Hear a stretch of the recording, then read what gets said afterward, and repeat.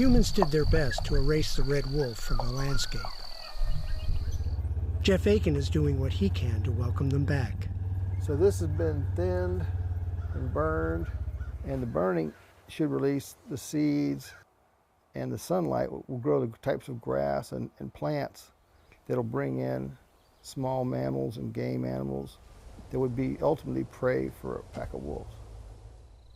The federal government is counting on private landowners like Aiken to help bring the endangered species back from the brink for a second time. It was done once before, and we can do it again. But it's uncertain whether enough of Aiken's neighbors are willing to make room for America's wolf. Conservation biologist Ron Sutherland will never forget the first time he heard a red wolf howl. They were only like a quarter mile away, and it was just this beautiful, plaintive, mournful sound that just sort of shivers went straight up my spine.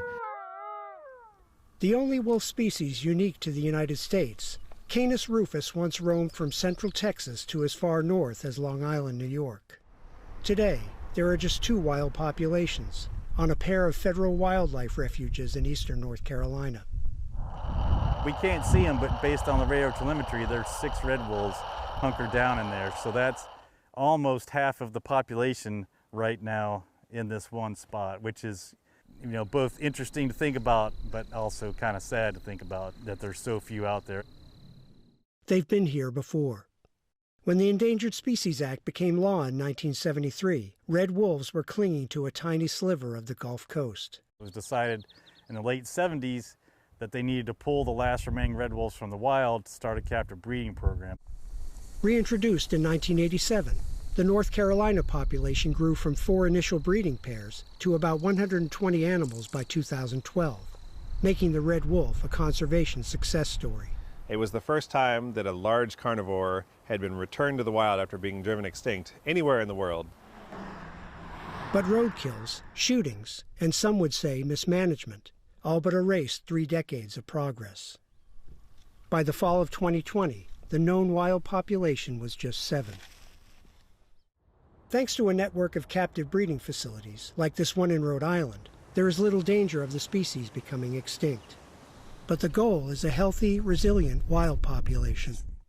Any talk of establishing new wild packs is on hold, at least until the release of a much-delayed population viability analysis and updated recovery plan due out this fall. So for now, the North Carolina wolves stand alone.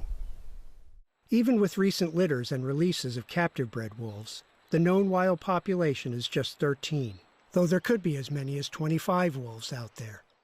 But while the 2 refuges combined 270,000 acres might sound like a lot, a single pack can require up to 51,200 acres of territory, depending on prey availability. And if sea level rise continues at current rates, much of this area could be underwater in 50 years. Inevitably, Sutherland says the wolves are going to end up on private land. If they don't fix the human tolerance issue, those wolves are going to get shot again. So we need to create safe spaces. That's why Fish and Wildlife launched Prey for the Pack. Because wildlife doesn't understand boundaries. The agency will partially reimburse landowners in the 5-county wolf recovery area for habitat restoration or improvements. In exchange, staff get access to do things like place wildlife cameras or capture and sterilize invasive coyotes. So they agree to not harass, or they allow red wolves to peacefully live on their property. But if a recent public meeting is any indication, Fish and Wildlife is facing an uphill battle. Red wolves are opportunistic hunters. They'll eat just about any small mammal, from squirrels and possums to rabbits and raccoons. They'll even eat rattlesnakes. But their main source of food is white-tailed deer, also a favorite of hunters. And catering to them is big business around here. And now we're introducing a hybrid predator.